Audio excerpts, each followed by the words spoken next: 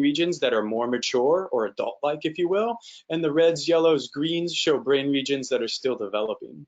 In the 5-year-old brain, there are a lot of regions that are red, yellow, and green, but also notice that in the 15-year-old brain, there is also still room for development. For example, some brain regions still maturing in the 15-year-old brain are related to controlling our impulses and planning for the future.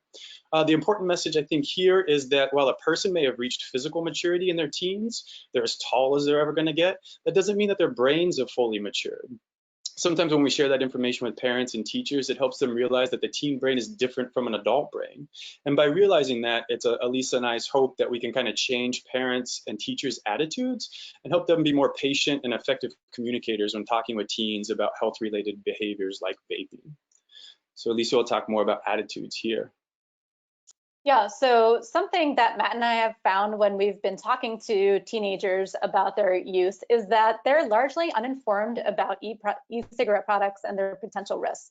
So for example, one study found that 66% of youth sampled thought that their product just contained flavoring. But we know from e-cigarette sales that there's a very small percentage of e-cigarette products that are sold that are nicotine-free. So possibly even more alarming is that about 14% of youth claim that they have no idea what it is that they're putting in their bodies when they vape. So it's important to educate youth about the ingredients found in these products and the impact that they can have on their long-term health effects, not only to themselves, but to the other people around us. As I mentioned previously, national surveys indicate that e-cigarettes have the lowest perception of risk across all drugs, including alcohol. And there's a clear inverse relationship that the lower your risk perception of a substance, the more likely you are to use that substance.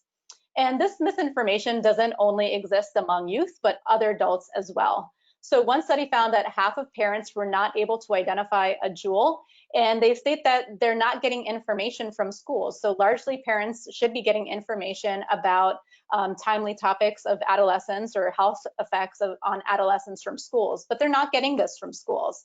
Surprisingly, also healthcare providers are also stating discomfort in talking to parents and adolescents about e-cigarettes, given their lack of knowledge regarding the current research and the lack of current knowledge on the impact of these products on long-term health effects.